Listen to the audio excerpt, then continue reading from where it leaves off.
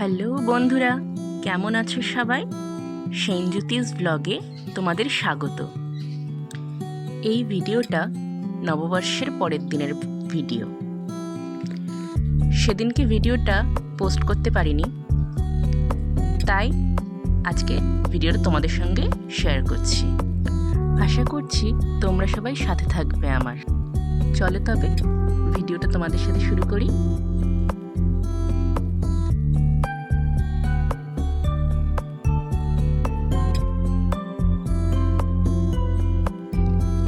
রোজের মতো আজও সকালে উঠে রান্নাবান্না বসিয়ে দিয়েছিলাম। আজকে ছিল সোজাসাপটা রান্না, খিচুড়ি আর আলু ভাজা। বেশি দেরি না করে দুটো ওভেনেই দুটো রান্না বসিয়ে দিয়েছিলাম। আজকে রিশুর এক্সাম ছিল। এক্সাম শেষে ওকে নিয়ে আবার আমাকে বারুইপুর যেতে হয়েছিল ওর যোগা কম্পিটিশনের জন্য। ওকে খাইয়ে দাইয়ে রেডি করিয়ে নিয়ে চলে গেলাম স্কুলের উদ্দেশ্যে। স্টেশনে এসে দেখি কাউন্টারে প্রচণ্ড লাইন পড়েছে। আগের দিনে নববর্ষ গেছে আর আজকে কাউন্টারের অবস্থা দেখো।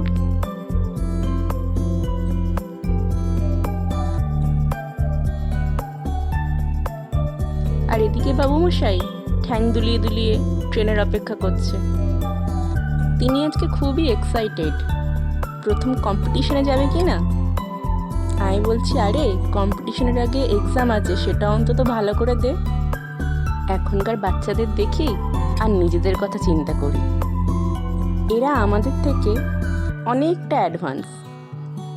ছোটবেলায় আমাদেরকে যখন স্টেজে তুলে দেওয়া হতো যে বল একটা কবিতা বলে শোনা দেখি, দু লাইন বলার পরেই গুলিয়ে যেত। মায়ের দিকে তাকাতাম কি বাবার দিকে তাকাতাম, কেউ যদি একটু মনে করিয়ে দেয়, কেউ যদি আবার একটু মনে করিয়ে দিত, আবার গড় করে বলে দিতাম।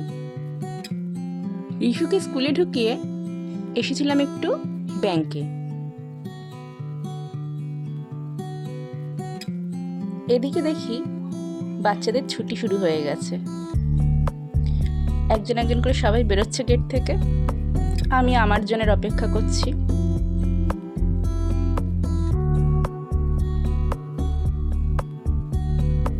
স্কুল থেকে এসে চলে গেছিলাম বাপের বাড়িতে, কারণ ওটা স্টেশনের অনেক কাছে।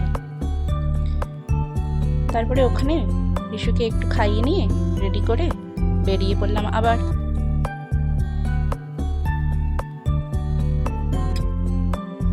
এখন সবাই স্টেশনে ট্রেনের জন্য অপেক্ষা করছি। যাব বারুইপুর।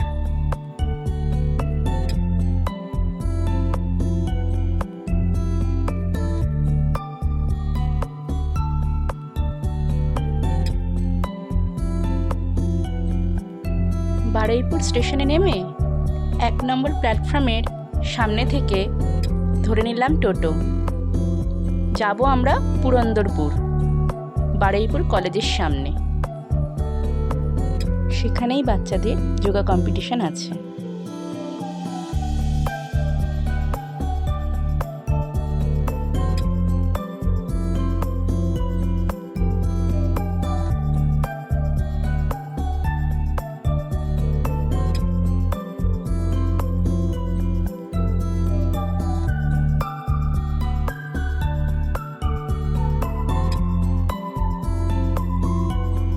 চলুন, এসে গেছি আমরা পুরন্দরপুর।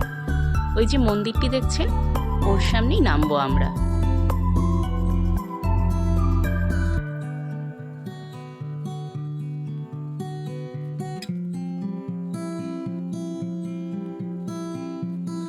আমিও কোনো দিন এর আগে এই জায়গায় আসিনি। নতুন জায়গা, দেখতে বেশ ভালোই লাগছে। চলো আমরা এবার আস্তে আস্তে এগিয়ে সামনে যাই। যাওয়ার পথে নন্দী মহারাজকেও একটা প্রণাম করে নিলাম।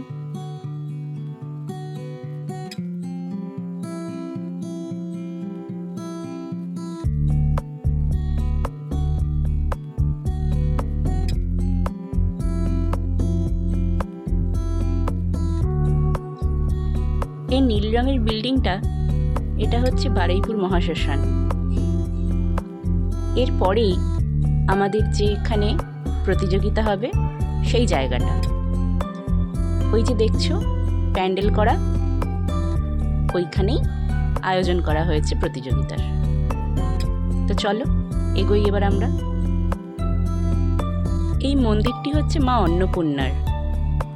মায়ের পুজো উপলক্ষেই এখানে পুরন্দরপুর মঠ সমিতি এই প্রতিযোগিতার আয়োজন করেছে। 2-3 দিন যাবৎ এখানে অনুষ্ঠান চলবে। আর মন্দিরটাকে কি সুন্দর করে সাজানো হয়েছে দেখো। পাশাপাশি এখানে ভোলেনাথ, রাধাকৃষ্ণ, লোকনাথ বাবারও মূর্তি আছে। সেখানগুলো খুব সুন্দর করে সাজানো হয়েছে।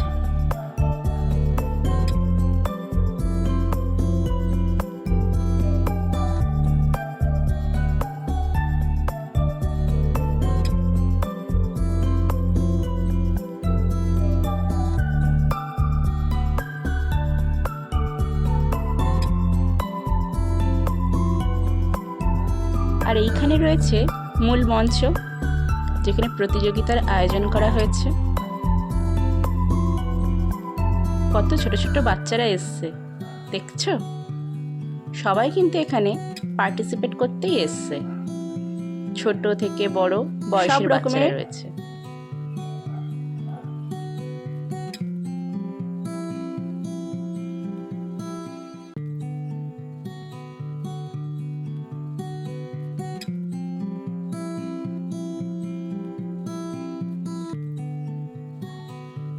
এরা এখন এখানে একটু প্র্যাকটিস করে নিচ্ছে।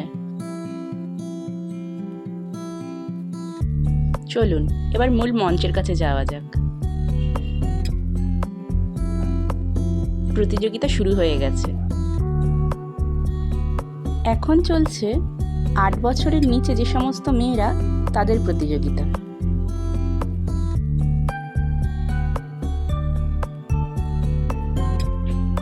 তিন চারজন জাজ রয়েছেন যারা পুঙ্খানুপুঙ্খভাবে চেক করছে যে ঠিক হচ্ছে কতটা আর কতটা ভুল থাকছে।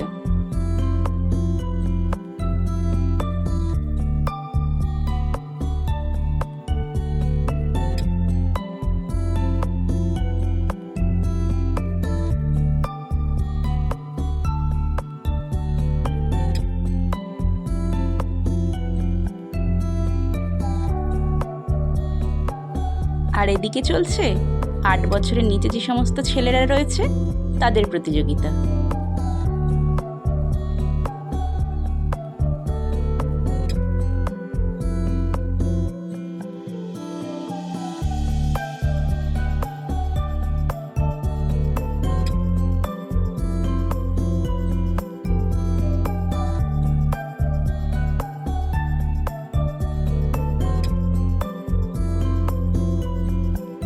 দেখছেন কি অসাধারণভাবে করছে এরা সব। আর এখন রিশুর সময়।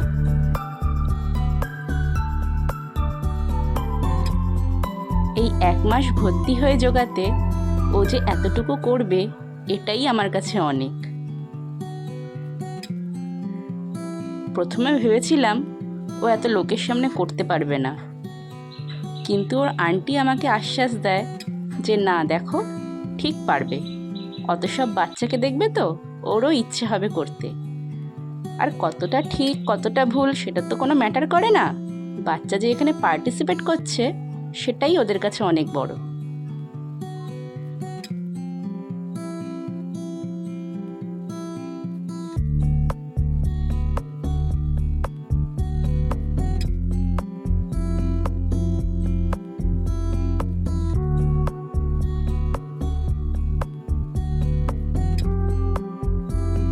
আর এই যে এটি হচ্ছে ওদের গ্রুপ ফটো, আর ইনি হচ্ছেন ওদের আন্টি।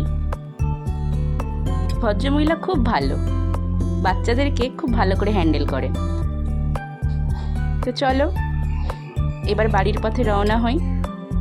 ভিডিওটা তাহলে আজকে এই পর্যন্তই রাখি।